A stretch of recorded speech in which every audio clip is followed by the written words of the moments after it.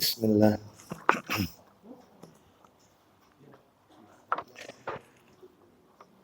Assalamualaikum warahmatullahi wabarakatuh.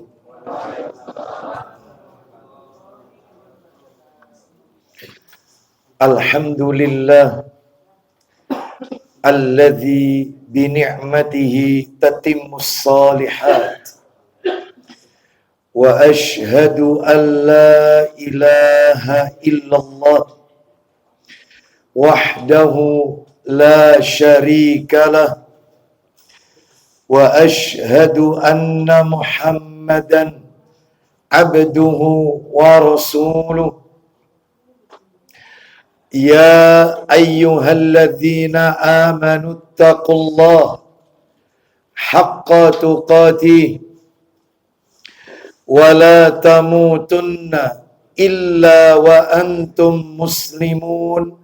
Amma ba'du, fa inna asdaqal hadisi kitabullah wa khairal hadi hadi Muhammadin sallallahu alaihi wasallam wa syarral umuri muhdatsatuha fa inna kulla muhdatsatin bid'ah wa kulla bid'atin dhalalah wa kulla dhalalatin finnar. Ikhwan wa akhwati fillah, bapak-bapak, ibu-ibu, kaum muslimin dan muslimah, jamaah salat maghrib Masjid At-Tauhid yang semoga dimuliakan oleh Allah Subhanahu wa ta'ala.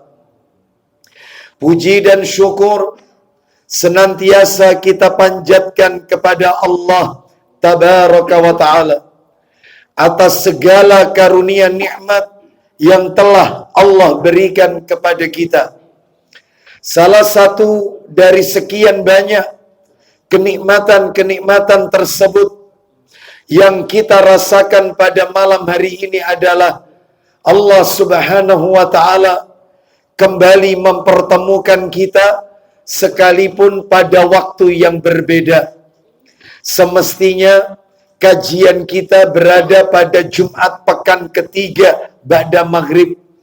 Namun karena satu dan lain hal, maka kami uzur safar dan kami mengucapkan jazakumullah khair kepada segenap takmir Masjid At-Tauhid yang masih memberikan kesempatan kepada kami untuk tetap diselenggarakannya kajian rutin di Masjid At-Tauhid sekalipun pada waktu yang berbeda.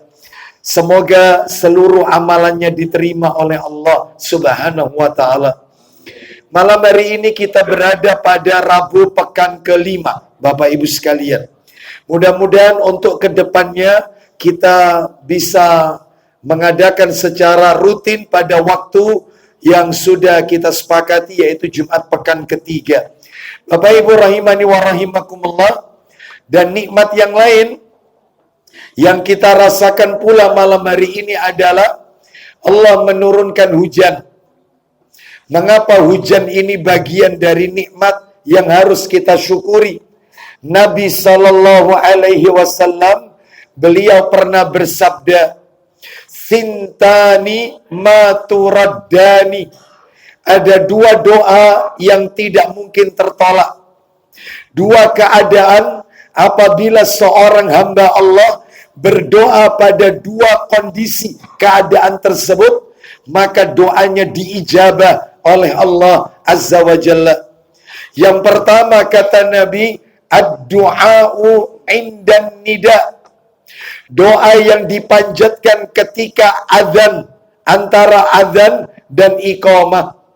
Dan yang kedua, wa tahtal matar, ketika turunnya hujan. Maka dengan turunnya hujan sejak tadi siang atau sore tadi, Allah Subhanahu wa ta'ala memberikan kesempatan kepada kita untuk banyak memohon kepada Allah. Semoga doa-doa kita semua dikabulkan oleh Allah Azza wa Jalla.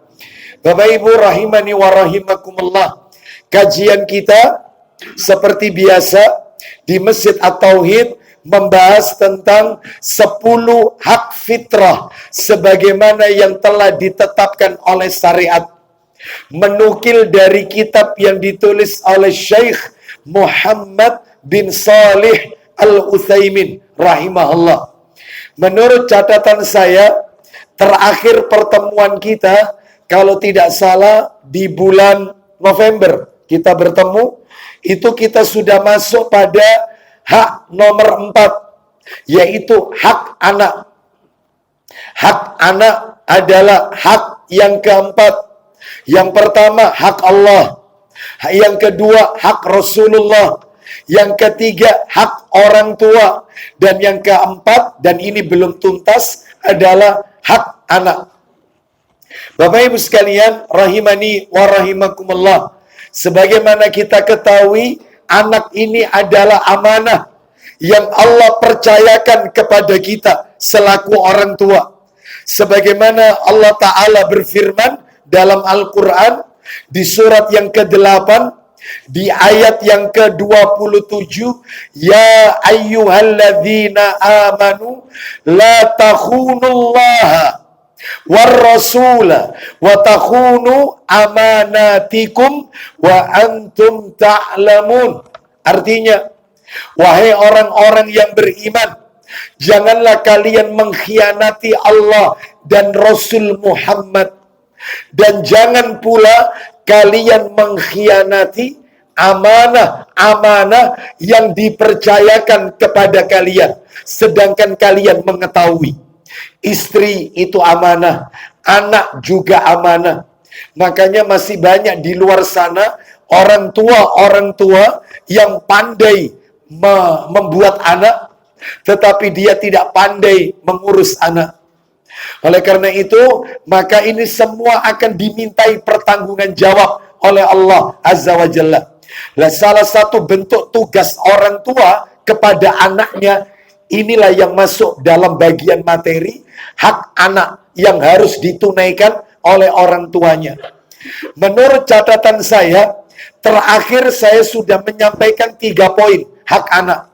Yang pertama, disunahkan bagi seorang ayah, seorang bapak, lebih-lebih seorang ibu, ketika sedang mengandung anaknya, untuk memperbanyak mendoakan anaknya semenjak anak itu ada dalam kandungan. Dan saya yakin Bapak Ibu sudah pada hafal banyak sekali di dalam Al-Quran doa-doa yang semestinya dibaca oleh para orang tua untuk mendoakan anaknya. Seperti doa Rabbana waj'alna muslimaini laka wa min dzurriyyatina ummatan muslimatan lak. Ya Rabb kami, jadikan kami berdua orang yang tunduk patuh kepada Engkau, dan jadikan di antara anak cucu kami umat yang tunduk patuh kepada Engkau. Nah itu ya, termasuk doa yang sudah kita hafal, Rabbana hablana min azwajina wa dzurriyyatina qurrata a'yun waj'alna lil muttaqina imama.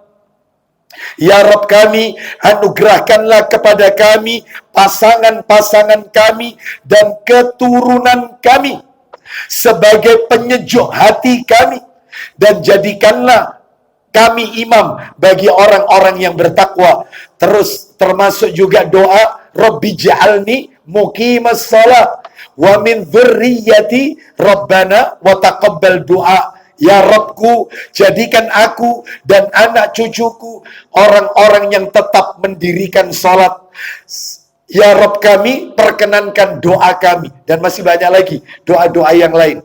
Lalu yang kedua Bapak Ibu, yang sudah kami jelaskan, jangan pernah menanamkan kepada anak sejak anak itu dalam kandungan sampai anak itu lahir perbuatan-perbuatan yang mengarah kepada kesyirikan, termasuk cabang-cabangnya syirik. Entah itu khurafat, entah itu tatoyur, entah itu tahayyul, dan seterusnya. Jangan. Dan ini contoh-contohnya sudah kami sampaikan beberapa waktu yang lalu. Tidak perlu kami ulang kembali. Dan yang terakhir, yang ketiga waktu itu, hak anak yang harus dipenuhi oleh orang tuanya adalah membaca doa perlindungan kepada Allah dari godaan syaitan ketika mendengar tangisan anak yang baru lahir.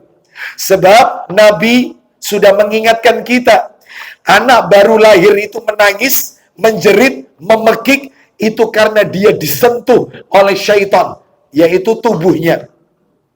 Jadi kalau menurut ilmu kedokteran medis, anak lahir nangis itu sehat.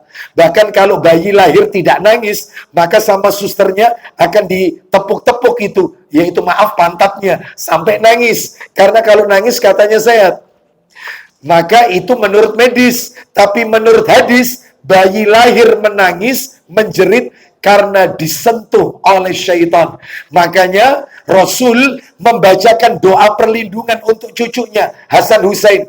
Apa doanya Nabi untuk dua cucunya, Hasan Husain? A'udzu bikalimatillahi tammah min kulli syaitani wa hammah min kulli ainin lammah. Aku berlindung dengan kalimat-kalimat Allah yang sempurna dari segala syaitan dan binatang dan dari segala pandangan mata yang menyebabkan penyakit. Ain maksudnya. Baik, ini yang nomor 3. Sekarang kita lanjutkan malam hari ini nomor 4. Yang nomor 4, haknya anak. Tugas orang tua berarti hak anak. Kewajiban orang tua berarti hak anak. Yang keempat adalah mensyukuri kehadirannya dengan kondisi apapun. Entah itu jenis kelaminnya, entah kulitnya, entah wajahnya, dan lain sebagainya. Syukuri. Sebab ada sebagian orang tua, mereka merasa kecewa karena anak yang lahir tidak sesuai dengan yang dia harapkan. Dia pengen cowok, yang lahir cewek. Banyak yang seperti ini. Bahkan ada seorang teman kami memiliki 5 orang anak, semua perempuan.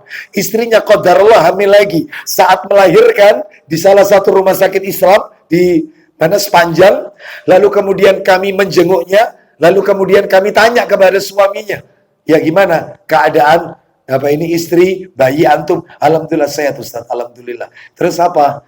Ya Allah berikan apa keturunan apa? Wedok mane Ustaz. Nah, seperti kecewa, wedok mane Ustaz. Berarti 6 perempuan.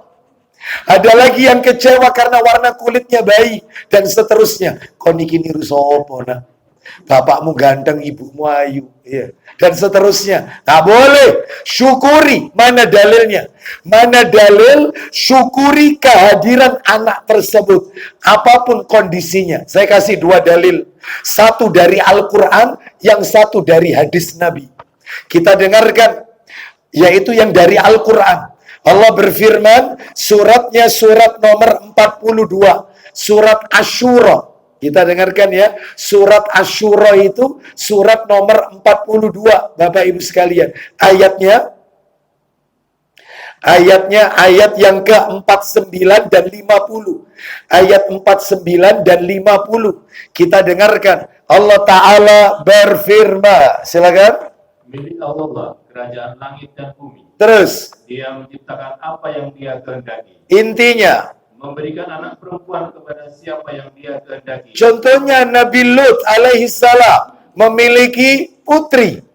Lanjut teruskan. Dan memberikan anak laki-laki kepada siapa yang dia kehendaki. Contohnya Nabi Ibrahim alaihi salatu wassalam. Ada Ismail, ada Ishak. Tidak dikaruniai anak perempuan. Ada yang dikaruniai anak perempuan tok. Gak ada anak lagi. Lut alaihi salam. Lanjut. Atau dia menganugerahkan jenis laki-laki dan perempuan. Nabi Muhammad sallallahu alaihi wasallam, beliau memiliki 3 laki-laki, 4 wanita. Semuanya dari rahim Khadijah, kecuali Ibrahim dari Maria Al-Qibtiyah. Nah, ada laki-laki, semuanya meninggal waktu kecil yang laki-laki. Yang perempuan ada Fatimah, ada Zainab, ada Ummu Kulsum, ada Ruqayyah. Ini semua putri-putri Nabi sallallahu alaihi wasallam. Ada Nabi Adam alaihissalam, punya putra, punya putri. Lanjut, teruskan. Dan menjadikan mandul kepada siapa yang dia kehendaki. Ada juga yang tidak diberikan keturunan, oleh Allah.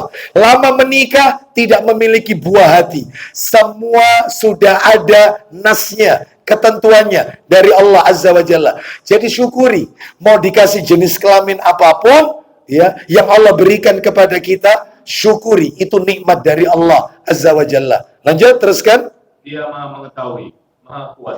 Baik, kita sekarang tunjukkan dalil yang kedua. Dalil yang kedua adalah disebutkan di dalam hadis. Ya, bisa dibantu. Dalilnya ada dalam hadis, riwayatnya, ya, riwayat Ahmad ini. Saya bacakan, ya, saya bacakan saja. Saya bacakan.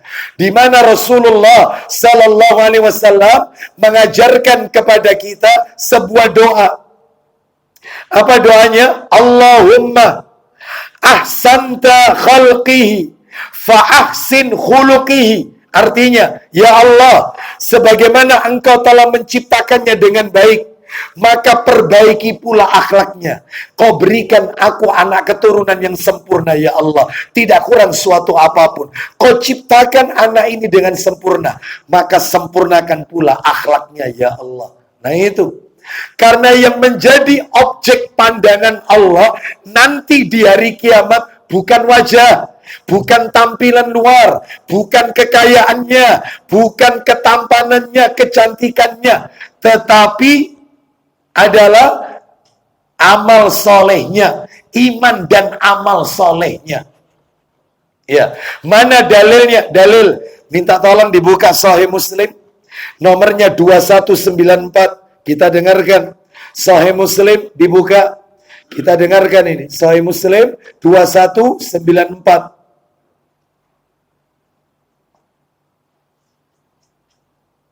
Ya, silakan dibaca. Dari Abu Hurairah radhiyallahu anhu katanya, Ya. Rasulullah Shallallahu Alaihi Wasallam bersabda, Apa isi sabdanya? sesungguhnya Innallaha la yamduru ila suwarikum wa amwalikum walakin yamduru ila qulubikum wa a'malikum. Silakan. sesungguhnya Allah tidak melihat kepada rupa dan hartamu. Allah gak akan lihat rupa dan harta kalian. Mau ganteng, mau tidak tampan, mau cantik, mau tidak cantik, Allah gak akan lihat itu. Terus, Tetapi Allah melihat kepada hati dan amal. Allah tidak lihat rupa dan harta kalian. Mau kaya, mau miskin, Allah gak lihat. Allah gak butuh. Yang dilihat oleh Allah adalah hati dan amalannya. Oleh karena itu Bapak Ibu sekalian, kembali ke materi kita, ini menunjukkan bukti kepada kita bahwasanya kita wajib mensyukuri kehadiran bayi tersebut. Kita lanjutkan, nomor 5 sekarang. Hak anak, nomor 5 ini. Jika dikaruniai anak perempuan, khusus ini ya, khusus ini. Jika dikaruniai anak perempuan, maka tampakkan kegembiraan yang berlebih. Semakin senang. Ya. Rata-rata orang itu kalau punya anak begitu dengar cowok, wah luar biasa. Ini tidak. Ya. Begitu dengar, dok, apa dok anak saya? Perempuan Pak, alhamdulillah. Senangnya bukan main. Kenapa? Ya, nanti saya tunjukkan istimewanya punya anak perempuan ini luar biasa, Bapak Ibu sekalian. Ya, nanti saya akan tunjukkan. Mana dalilnya? Dalilnya, Bapak Ibu sekalian, yaitu di dalam Al-Quran. Sebelum saya sebutkan suratnya ini, jadi tampakkan kegembiraan ketika memiliki anak perempuan. Untuk apa? Untuk menepis pemahaman orang-orang Arab jahiliyah terdahulu. Yang mereka berwajah muram, mereka bersedih ketika mendengar kelahiran anak perempuan. Jadi menurut mereka punya anak perempuan itu aib. Makanya mereka tega mengubur hidup. Ya, mengubur hidup-hidup bayi perempuan. Karena tidak suka dengan anak perempuan. Ya. Jadi wanita di zaman jahiliyah dilecehkan. Tidak dikehendaki kehadirannya. Begitu Rasul diutus oleh Allah, diangkat perempuan. Sampai-sampai dalam Al-Quran ada surat namanya An-Nisa, bicara perempuan. Ada surat Maryam, Maryam itu ya perempuan. diangkat. Nanti tak tunjukkan dalil istimewanya punya anak perempuan. Ketika Rasul diutus, maka pemahaman Arab jahiliyah dibasmi total oleh Nabi. Nah, dulu dilecehkan perempuan. Gak ada harganya perempuan. Dikubur hidup-hidup. Bahkan disebutkan dalam tafsir Ibnu Katsir, Bapak Ibu, nanti bisa dicek ya, yang punya tafsir Ibnu Katsir jilid 5, halaman 72, jilid 5, halaman 72, atau boleh googling. Nanti diketik aja, diketik aja nanti, tafsir surat 16, ayat 58 dan 59. Tafsir Ibnu Katsir, ayat 58, 59. Klik, nanti akan muncul di situ pilihan ibnukatsir.com, ya, ibnukatsironline.com. Anda ketik, terus Anda akan dapatkan orang-orang Arab jahiliyah, kalau istrinya mau melahirkan, mereka buatkan kuburan galian. Istrinya disuruh melahirkan di samping galian itu. Begitu yang keluar, yang nongol, perempuan, langsung dimasukkan galian itu, diuruk dengan tanah. Itu Arab jahiliyah. Rasul belum diutus. Masa kegelapan, masa kebodohan. Begitu Rasul diutus, dibasmi total. Diangkat derajatnya wanita. Ya, mana itu dalilnya? Betapa kejinya orang-orang Arab jahiliyah terhadap bayi perempuan, anak-anak perempuan. Silakan, tadi ayatnya sudah saya sampaikan. Surat 16 ya, An-Nahl. Surat 16 An-Nahl, ayatnya tadi berapa Bapak Ibu? 58, 59. Nanti kalau ngetik di googling, tafsir Ibnu Katsir, surat 16 An-Nahl ayat 58 59. Kita lihat Allah Ta'ala berfirman. Silakan. Padahal apabila seseorang dari mereka diberi kabar dengan kelahiran anak perempuan, bagaimana wajah mereka? Orang-orang Arab jahiliyah. Wajahnya menjadi hitam atau merah padam. Dan dia sangat marah. Marah Bapak Ibu. Terus lanjut. Dia bersembunyi dari orang banyak. Nah, jadi aib punya anak perempuan itu aib. Mereka bersembunyi. Lanjut teruskan. Disebabkan kabar buruk yang akan disampaikan kepadanya. Jadi kelahiran anak perempuan itu dianggap berita buruk, Bapak Ibu. Lanjut teruskan. Apakah dia akan memelihara dengan menanggung kehinaan? Atau akan membenamkannya ke dalam tanah hidup-hidup. Dikubur hidup-hidup. Lanjut terus. Ingatlah, alangkah buruknya keputusan yang mereka tetapkan itu. Nah, Bapak Ibu sekalian, sekarang ini di zaman jahiliyah. Ketika Rasul Sallallahu Alaihi Wasallam diutus oleh Allah, Nabi diutus sebagai rahmat bagi seluruh alam. Wa ma arsalnaka illa rahmatan lil alamin. Tidaklah kami mengutus engkau Muhammad kecuali sebagai rahmat bagi seluruh alam. Alam ini jamak Bapak Ibu. Alamin bentuknya jamak. Ya alam manusia, alam jin, alam hewan, alam tumbuhan, semuanya. Termasuk wanita terkena di dalamnya. Diangkat, diutusnya Rasul di muka bumi. Derajat wanita naik setinggi-tingginya. Dalilnya di mana? Kalau Allah mengangkat derajat harkat martabat wanita, tolong dibuka Ibnu Majah. Silakan Ibnu Majah yang saya bawa itu nomornya 2974. Ayo kita dengarkan. Ibnu Majah 2974. Ibnu Majah 2974. Silakan, ayo. Dari Uqbah bin Amir radhiyallahu anhu berkata. Iya. Aku mendengar Rasulullah sallallahu alaihi wasallam bersabda. Nah, ini perhatikan ya. Nabi sallallahu alaihi wasallam bersabda, "Man kana lahu salasu banatin." Terus lanjut. Barang siapa mempunyai 3 orang anak perempuan. Lanjut. Lalu ia dapat bersabar dalam mengurusi mereka. Lalu orang tuanya bisa sabar mengurusi 3 anak wanita ini. Lanjut. Memberi makan, minum dan pakaian kepada mereka. Lanjut. Dari hasil usaha kerasnya. Terus. Maka mereka akan menjadi penghalang baginya dari api neraka pada hari kiamat. Anak-anak perempuan itu nanti akan melindungi orang tuanya dari api neraka. Nabi nggak sebut anak laki-laki. Nggak.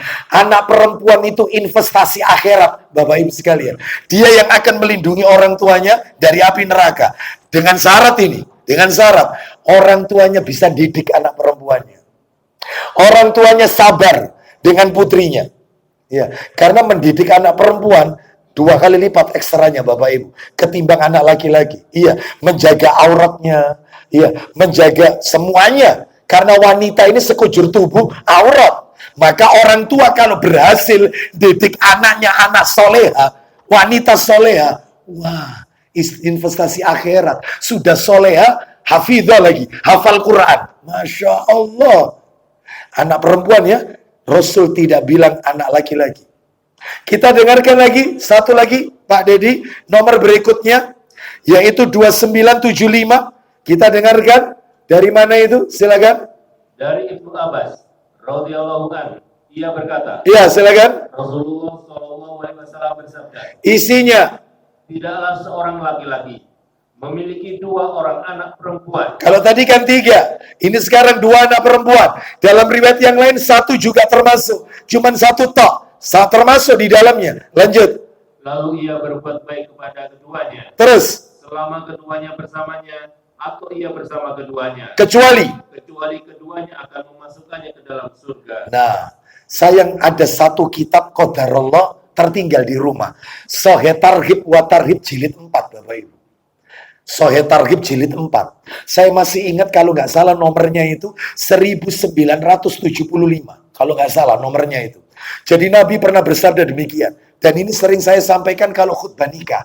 Saya ingatkan, bagi para orang tua yang menikahkan putrinya, itu saya berikan wejangan Nabi ini. Itu begini bunyinya, hadis Nabi ini. Ini qadarullah kitabnya ketinggalan. Nabi bersabda demikian.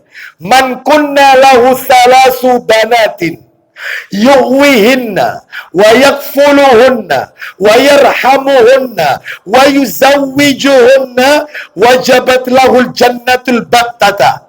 Kata Nabi, barang siapa memiliki 3 orang anak wanita, atau 2, atau 1 yang dia sayangi, dia cukupi semua kebutuhan anak wanitanya, bahkan dia pilihkan jodohnya yang terbaik, maka kata Nabi, orang tuanya nanti di akhirat wajib masuk surga. Wajib.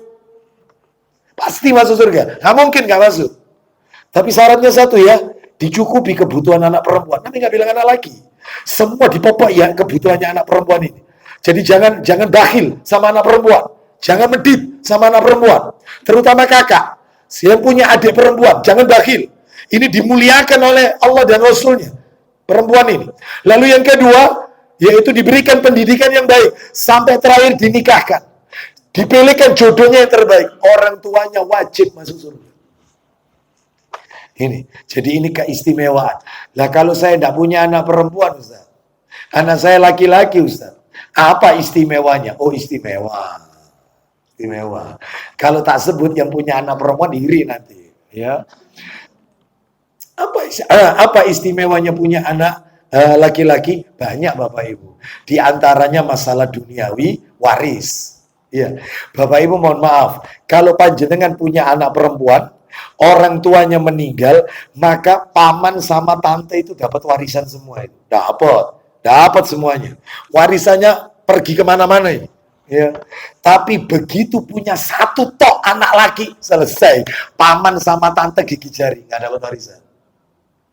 Warisan balik lagi. Ya, itu istimewanya punya anak laki. Pemutus warisan. Jadi dia nggak akan kemana-mana. Jadi modalnya balik lagi. Ya, seperti itu. Tapi kalau tidak punya anak laki-laki, oh paman sama tante kipas-kipas, bapakmu mati aku oleh warisan. Begitu punya anak 1 lagi, laki, selesai. Ya, itu 1 itu. Belum yang lainnya ini, anak laki-laki. Belum ya. Insya Allah gitu, ini ada materi tersendiri tentang masalah ini. Ya, baik Bapak Ibu sekalian, rahimani wa rahimakumullah. Ya, kita lanjutkan. Sekarang yang nomor 6. Ya, nomor 6. Nah, ini tugas orang tua, haknya anak.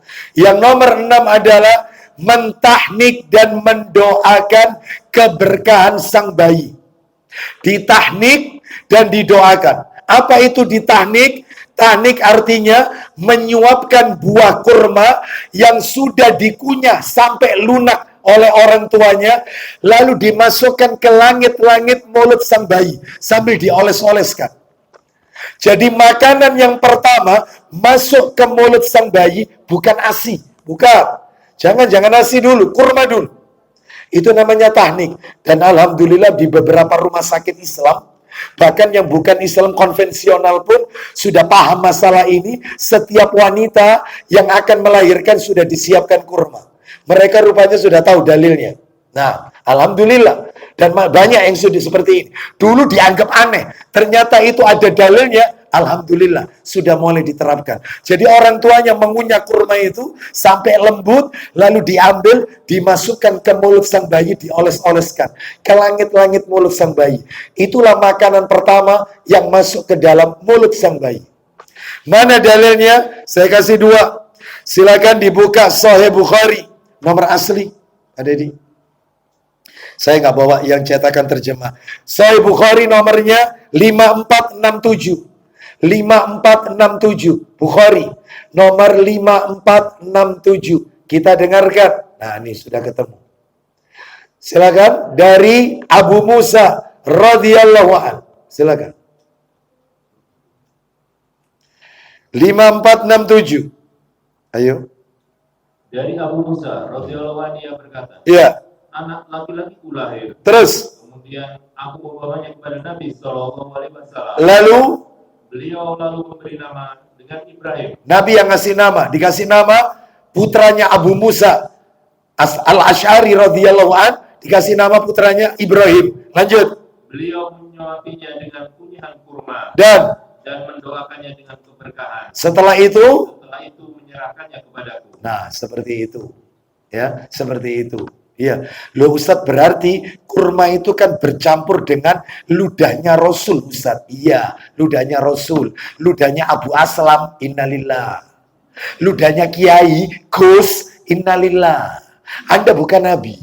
Ludahnya Habaib, innalillah. Anda bukan Rasul. Sehingga yang keluar kotor. Wong Nabi itu kalau wudhu, sisa air wudhunya dijadikan rebutan oleh para sahabat. Kalau Nabi meludah riak, jatuh ke tangan sahabat. Saya pernah nyampaikan ini ya, diusapkan ke wajah sahabat. Riaknya Nabi. Rasul. Anda bukan Rasul. Ya, jadi jangan cem-macem Bapak Ibu sekalian. Ya, Anda bukan. Terus pakai ngobati pasien. Alhamdulillah. Wah, wis kakaruan. Ini bukan ruqyah syar'i. Nggak boleh. Ya. Rasul iya, barokah. Iya. Semua tubuhnya Rasul barokah. Rasul potong rambut saja, seluruh tangan sahabat ada di bawah. Mereka tidak membiarkan satu pun helai rambut Nabi yang jatuh kecuali di tangan para sahabat. Kalau setelah subuh seluruh pelayan Madinah menyiapkan tempat ada airnya, mengharapkan celupan tangannya Nabi karena barokah. Ini bukan ponari, ini bukan. Ya, jadi beda. Tubuhnya Rasul barokah, kita enggak ada. Jadi jangan aneh-aneh terus mencoba yaitu dengan yang seperti ini. Jadi kalau bisa yang mengunyah orang tuanya, ya. Baik, saya tambahkan satu lagi ya, Sahih Muslim. Sahih Muslim nomornya 2013. Iya. 2013 dari Asma binti Abu Bakar radhiyallahu anhuma. Muslim 2013. Silakan. Kita dengarkan Bapak Ibu. Sahih Muslim 2013. Ya, silakan. Dari Asma binti Abu Bakar radhiyallahu anhu katanya. Iya. Ketika dia mengandung anaknya Abdullah bin Zubair. Iya. Dia masih berada di Mekah. Kemudian dia hijrah ke Madinah.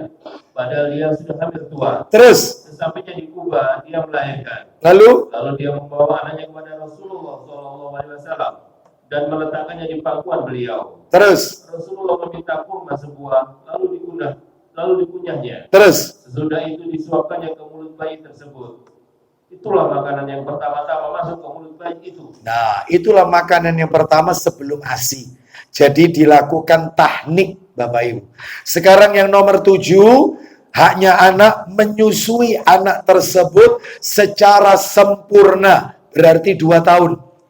Menyusui anak tersebut secara sempurna. Berapa secara sempurna? Ya, sampai disape 2 tahun. Mana dalilnya? Dalil surat Al-Baqarah.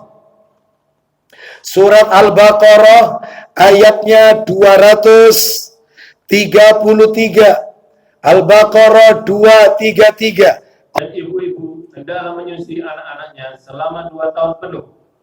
Bagi yang ingin menyusui secara sempurna. Jadi kalau ingin menyusui secara sempurna 2 tahun. Boleh kurang Ustaz? Boleh. Kalau memang alasannya dibenarkan oleh syariat. Misalnya ASI-nya kualitasnya tidak bagus.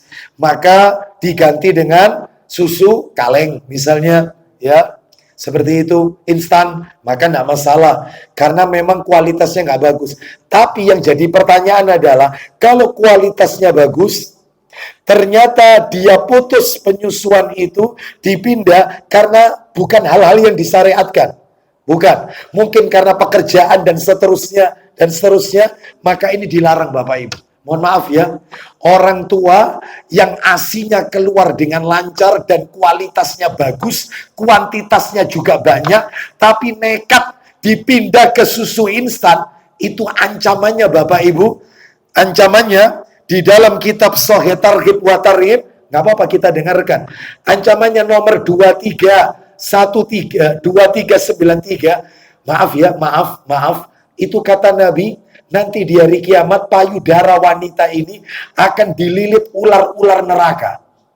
2393. Shahih Targhib wa Tarhib 2393. Jadi dililit dengan ular-ular neraka. Bapak Ibu sekalian.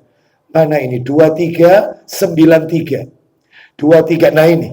Saya bacakan. Dari Abu Umamah radhiyallahu an, dia menuturkan, saya telah mendengar Rasulullah sallallahu alaihi wasallam.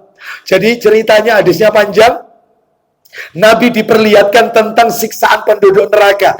Ternyata saya menjumpai perempuan-perempuan yang payudaranya sedang digigit oleh ular-ular neraka. Saya bertanya, kenapa mereka?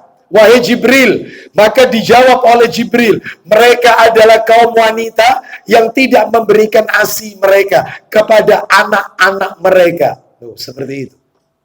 Jadi ini kecuali kalau alasannya dibenarkan, ya. Baik. Kita lanjutkan sekarang yang nomor 8. Lah, ini nomor 8 ini agak panjang Bapak Ibu. Nomor 8 ini. Karena nomor 8 ini di sini mencakup 3 poin. Apa itu? Nomor 8 ya. Saya sebutkan hak anak mengakikoi. Sudah itu, mengakikoi. Terus mencukur rambut kepala bayi. Mengakikoi, mencukur rambut kepala bayi. Terus terakhir, memberi nama yang baik pada hari ke-7 kelahirannya. Jadi saya ulang ya, nomor 8 ini mengakikoi. Setelah diakikoi apa tadi?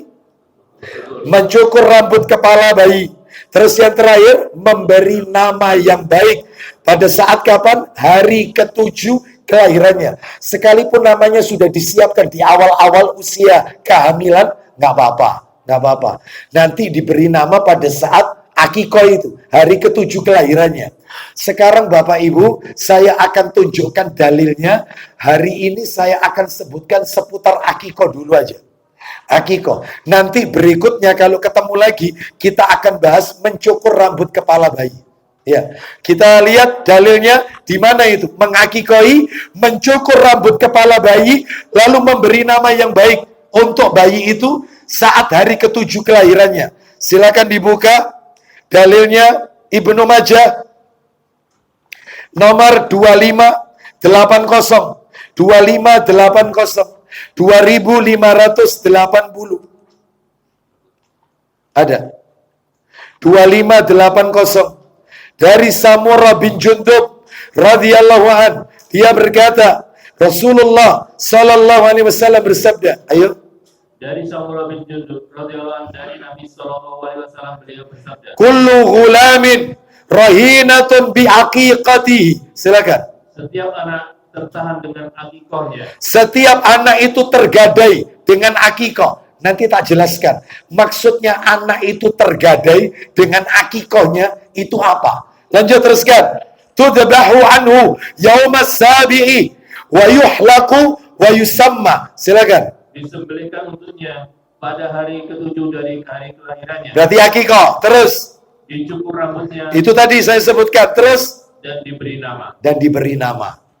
Ya, sekarang saya akan menyampaikan yang akikah dulu. Yang akikah dulu. Jadi kalau mau dirinci supaya enak taklimnya, berarti 8A, 8B, 8C. Nah itu aja enak. 8A mengakikoi, 8B mencukur rambut kepala bayi, 8C memberi nama yang baik. Nah, sekarang 8A mengakikoi, seputar akikah. Sudah masuk Isa? Belum. Kita lanjutkan. Seputar akikah Bapak Ibu ya. Lah ini bagi yang mau mengakikoi bayinya.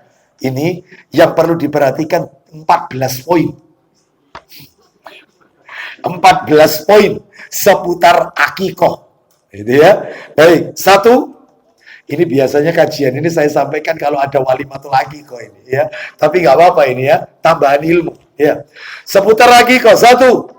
Yang dimaksud dengan kalimat setiap anak tergadai dengan akikahnya adalah setiap anak tergadai dengan akikahnya adalah ini ya.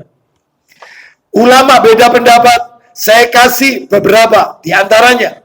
Menurut Imam Ahmad. Dan ini kami nukil, Bapak Ibu bisa lihat nanti di googling, yaitu konsultasisyariat.com. Ustadz Amin Nur Bait, hafizahullah ta'ala, judulnya bisa diketik, makna anak tergadai dengan akikahnya. Oleh Ustadz Amin Nur Bait, hafizahullah ta'ala. Begini, di situ disebutkan, menurut Imam Ahmad, rahimahullah, yang dimaksud anak itu tergadai dengan akikahnya adalah jika anak tersebut meninggalnya sebelum balik, dan belum diakikoi, maka orang tua tidak mendapatkan syafaat anaknya di hari kiamat. Jadi kalau anak itu meninggal sebelum balik, dan anak ini belum diakikoi, itu nanti orang tuanya nggak bisa ditolong oleh anak ini. Anak ini nggak bisa ngasih syafaat ke orang tuanya, nggak bisa. Jadi intinya anak itu kalau sudah diakikoi, maka beres sudah. Nanti di hari kiamat dia bisa nolong orang tuanya, ngasih syafaat. Karena syafaat itu ada dua Bapak Ibu. Ada yang dari Rasul, namanya syafaatul udzma. Ada yang selain dari Rasul. Banyak yang selain dari Rasul Bapak Ibu. Baik. Terus menurut Mula Ali Qari, ulama mazhab Hanafi. Ulama dari mazhab Hanafi, namanya Mula Ali Qari rahimahullah. Beliau mengatakan, jika anak diakikoi, maka diharapkan anak itu mendapatkan keselamatan dari mara bahaya kehidupannya. Jadi Allah akan ngasih terus keselamatan dari semua musibah yang akan menimpa anak ini. Itu kalau diakikoi. Saya sebutkan satu lagi sebelum kita dengarkan adzan Isya. Menurut Ibnul Qayyim Al-Jauziyah rahimahullah. Lah ini yang menarik. Anak itu tergadai dengan akikahnya. Itu katanya Ibnu Qayyim. Maksudnya adalah jika anak diakikahi, maka anak itu akan terbebas dari kekangan syaitan. Karena setiap bayi lahir itu diikuti syaitan, dihalangi dari melakukan kebaikan. Makanya kalau diakikahi, setan itu tidak akan mengikuti anak ini. Itu ya. Jadi ini manfaatnya besar. Nah terus gimana Ustaz? Kalau bayi yang meninggal, apakah perlu diakikoi? Sabar. Kan ada 14. Saya baru nyebut berapa? 1. Kita dengarkan adzan Isya lebih dahulu. Ya, setelah itu kita lanjutkan. Wassallallahu ala nabiyyina wa ala alihi washabihi wasallam. Silakan.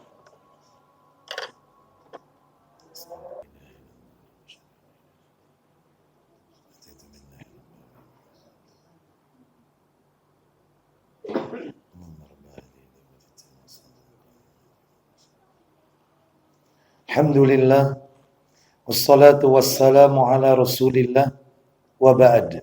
Kita lanjutkan Bapak Ibu sekalian. Yang kedua, seputar akikah. Yang kedua, makna akikah adalah, makna akikah, kata para alim ulama, hewan yang disembelih untuk anak yang baru dilahirkan sebagai ungkapan rasa syukur kepada Allah Azza wa Jalla dengan niat dan cara-cara khusus tentunya. Baik, nanti kita akan sebutkan. Itu yang nomor 2, makna akikoh. Yang nomor tiga, menurut jumhur ulama, akikoh ini hukumnya sunnah muakkadah. Sunnah yang ditekankan, mendekati wajib, tapi tidak wajib. Sunnah muakkadah yang ditekankan. Ini yang nomor 3. Nomor 4, akikoh adalah kewajibannya ayah. Akikoh ini kewajibannya ayah. Atau orang yang wajib menafkahi bayi atau anak tersebut dengan hartanya sendiri. Contoh, Nabi Sallallahu Alaihi Wasallam mengakikoi cucunya Hasan dan Husain. Mestinya kan Ali bin Abi Thalib radhiyallahu an. Maka dalam hal ini Nabi sebagai kakeknya yang mengakikoi. Sah, boleh, nggak apa-apa. Dan lebih ditekankan ayahnya. Karena ini kewajiban ayah. Kalau tidak mampu, maka siapa orang yang mampu dalam hal ini dari pihak keluarga yang akan mengakikoi anak tersebut. Jadi boleh kakeknya, boleh. Selama yaitu dilakukan itu dengan izin ayahnya tentunya. Kita lanjutkan yang nomor 5. Menurut mazhab Syafi'i. Mazhab Syafi'i. Ya. Mensyaratkan bagi orang yang melaksanakan akikah adalah orang yang mampu. Orang yang mampu. Jika dia tidak mampu, maka dia boleh mencari pinjaman. Sampai dia bisa melunasi pinjaman tersebut. Jadi, syaratnya orang yang mampu. Kalau tidak mampu, boleh pinjam. Karena apa? Karena memang syariat akikah ini mendekati wajib. Sampai diperbolehkan utang gara-gara pengen melaksanakan akikah.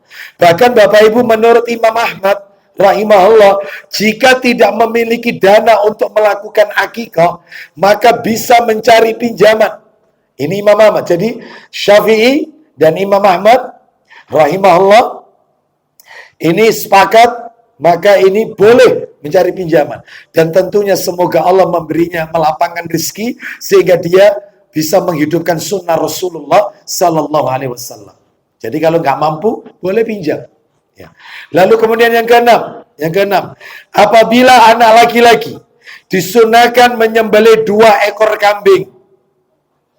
2 ekor kambing. Dan apabila bayi perempuan, anak perempuan, maka 1 ekor kambing. Ya.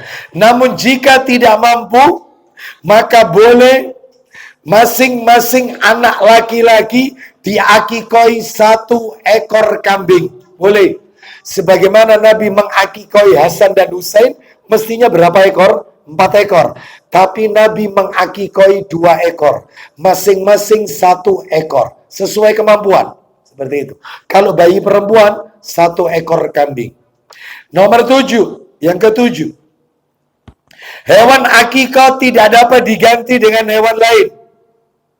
Seperti onta maupun sapi. Nggak bisa. Meskipun dia kaya raya, dia bisa membeli 1 ekor sapi atau 2 ekor sapi untuk 1 anak laki-laki. Saking kayanya ini mungkin, ya, nggak boleh, nggak bisa diganti. Ya, nggak bisa diganti. Kambing ya kambing. Sama seperti kurban, idul kurban. Idul kurban itu binatang yang sah untuk dikurbankan adalah 3 hewan.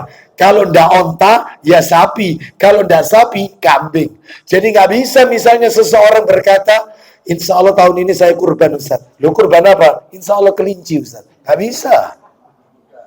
Nggak bisa. Ya pilihannya salah satu. Ya, jadi jangan diganti ayam. Ya, apalagi kurban perasaan. Nggak ada. Jadi itu akikah juga gitu, kambing. Ya, itu nomor 7. Nomor 8, binatang yang diakikoi harus bebas dari cacat sebagaimana syariat kurban. Kan harus sempurna hewannya, seperti kurban, mirip. Nomor 9, waktu pelaksanaan. Nah, waktunya disunahkan hari ke-7 kelahiran. Hari ke-7. Hitungannya pakai kalender Masehi atau Hijriah. Hijriah. Jadi kalau lahir sekarang ini, malam ini, pada maghrib, hari ini, sekarang hari apa ini? Rabu. Malam ini kalau nggak salah masuk 20 Rejab ini. malam ini. Kalau tadi siang, tadi sore 19 Rajab, tadi matahari terbenam maghrib, sudah ganti tanggal. Karena Hijriyah itu pergantiannya matahari terbenam. Berarti sekarang 20 Rajab. Jadi akikohnya anak itu kalau lahir sekarang, lahir maghrib tadi, ya tinggal ditambah 20 ditambah 7, berarti tanggal 27 Rajab. Berarti hari apa Ustaz? Ya dihitung aja. Berarti kalau gitu 27 Rajab diawali misalnya besok Kamis. Kamis, Jumat, Sabtu, Ahad, Senin, Selasa, Rebo. Jadi Rebonya ini adalah yaitu mulainya Selasa malam Rebo sampai Rebo sebelum maghrib.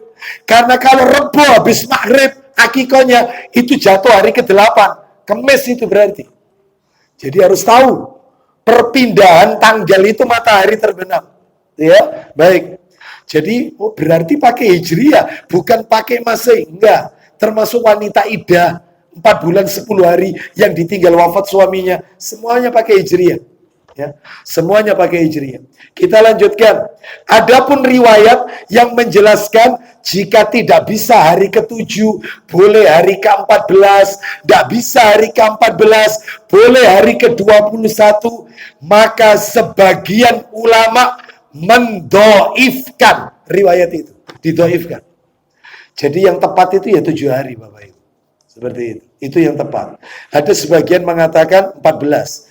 Ini siapa yang mengatakan ini? Maka saya bacakan sekalian ya. Dari kalangan mazhab Syafi'i ya, menetapkan akikah tidak gugur, tidak hilang dengan menunda waktu pelaksanaan. Tetapi sangat ditekankan 7 hari setelah anak itu lahir. Jadi meskipun anak itu balik, sudah balik ini, maka boleh akikah itu tetap dilakukan. Mazhab Syafi'i. Sedangkan ulama yang lain mendoifkan riwayat tersebut. Allahu a'lam, panjenengan mau pilih pendapat yang mana? Baik. Nomor 10, tinggal dikit lagi. 10. Akikah lebih utama daripada sodako dengan hewan, harga hewan akikah. Maksudnya begini. Maksudnya, Pak atau Ustadz, saya ini mau akikah anak saya. Anak saya ini perempuan Ustadz. Bayi perempuan. Berarti kan 1 ekor kambing. Iya. 1 ekor itu kan 3 jutaan Ustadz ya. Iya kurang lebih. Daripada ribet-ribet Ustadz. Baginya juga ribet. Wis gini aja 3 juta tak keluarkan, tak sodakokan ke fakir miskin. Kan sama saja. Nggak boleh. Jadi katanya para ulama, akikah itu lebih utama, menyembelih lebih utama daripada sodako dengan harga hewan akikah. Karena yang dimaksud dalam akikah itu menyembelih, mengalirkan darah, bukan diganti dengan uang. Bukan. Paham maksudnya ya Bapak Ibu ya? Baik. Sama seperti zakat fitrah. Mestinya bahan makanan pokok, jangan diganti rupiah. Sebab banyak masjid itu di spanduk-spanduk, kami menerima dan menyalurkan zakat fitrah Anda 2,5 kilogram beras atau uang 50.000. Salah ini.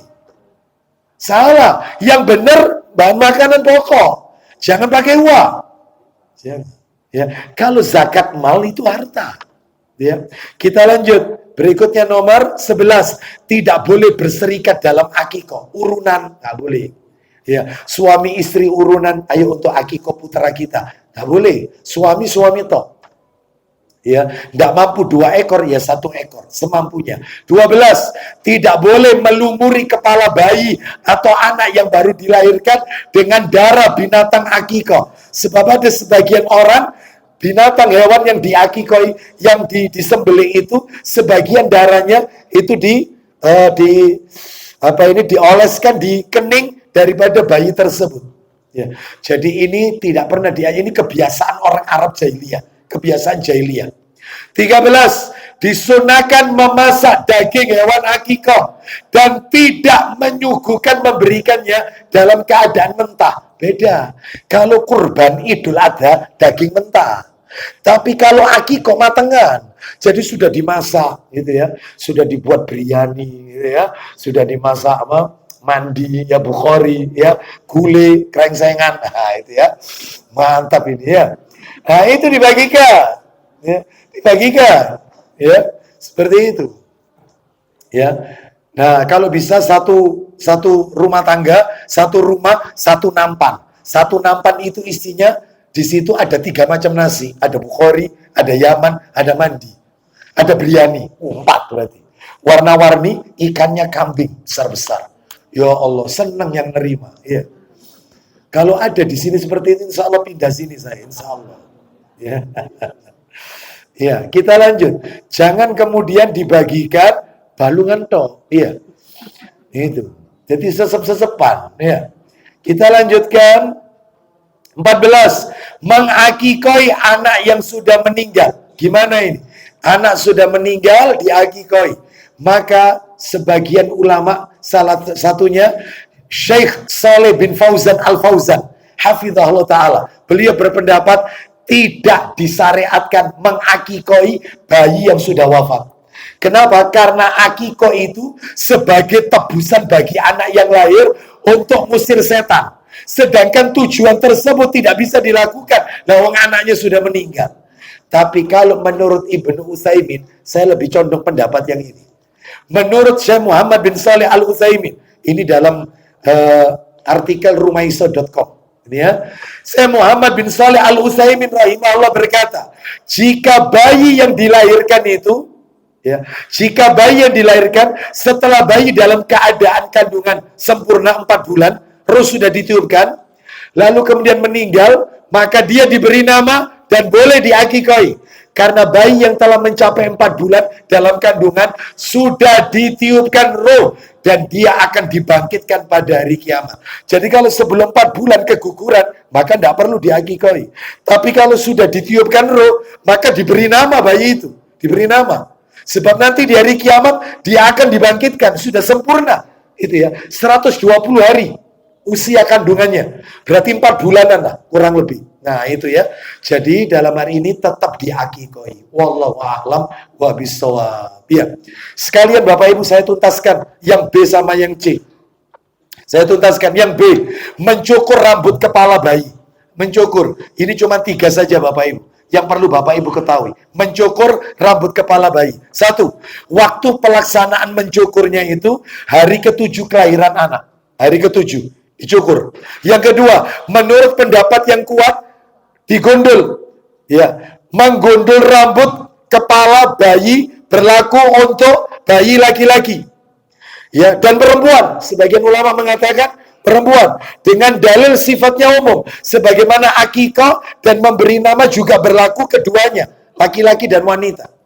Yang ketiga, rambut yang sudah dicukur tadi, digondol tadi itu ditimbang lalu bersedekah dengan emas seberat rambut yang telah dicukur. Jika tidak, maka dengan disetarakan dengan perak. Boleh pakai emas, boleh pakai perak.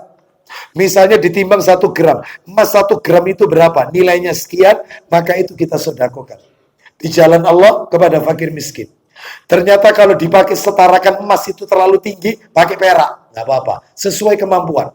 Dan ini semua ada dalilnya. Sekarang yang terakhir, seputar memberi nama bayi. Ya, ini ada 5 yang perlu Bapak Ibu ketahui. Apa itu? Waktu pelaksanaannya disunahkan 7 hari setelah anak itu lahir. Tapi jauh-jauh hari nggak apa-apa, dikasih nama. Nomor 2, carilah nama untuk sang bayi dengan nama-nama yang disukai oleh Allah. Nama yang disukai Allah itu adalah ada 2, Abdullah dan Abdurrahman, atau pakai nama Asmaul Husna. Misalnya kalau laki-laki Abdul Razak boleh, ya. Terus masuk itu apa ini misalnya Abdul Salam, Abdul Rahim, harus dikasih Abdu. Jangan kemudian Rahman, Rahim, ya. Jangan dikasih nama misalnya Rozak, jangan. Manggil orangnya juga begitu, ya. Kadang-kadang manggil Abdus Salam dipanggil Lam Salam, Lam. Nggak boleh. Itu nama Allah, As-Salam. Maka yang lengkap jawabnya Abdus Salam. Namanya Abdullah. Istrinya manggil Lala Dola. Loh itu. Ya. Panggil yang bagus, Abdullah. Itu. Nanti namanya Abdurrahman dipanggil Padrahman. Mandrahman. Siapa Mandrahman ini? Panggil yang bagus, Abdurrahman. Abdul Khalik, Abdul Salam, Abdul Wahab. Jangan hab. Jangan. Itu nama Allah. Itu dikasih Asmaul Husna, dikasih depannya dikasih Abdu. Gitu ya. Itu yang bagus, ya. Termasuk juga nama-nama para nabi, Adam, Idris, sampai terakhir Muhammad, boleh, nggak apa-apa. Itu yang terbaik, ya. Termasuk nomor tiga adalah yaitu nama itu punya pengaruh. Makanya berikan nama yang baik. Jadi kalau ada pujangga Inggris yang namanya William Shakespeare, ya, yang mengatakan apalah arti sebuah nama, salah besar. Nama itu mengandung unsur doa, Bapak Ibu sekalian. Ya, mengandung. Banyak Ustadz namanya Muhammad, ya mabuk Ustadz. Namanya Abdullah, ya siapa ini, judi online Ustadz. Ya, maka ini bukan kesalahan daripada namanya, orangnya. Mungkin karena salah mencari pergaulan dan seterusnya. Baik, terus nomor 4, jangan memberi nama-nama yang aneh-aneh. Bahkan mengikuti nama-nama orang-orang tokoh-tokoh barat, orientalis. Ronaldo, ini siapa? Ini bukan sahabat Nabi.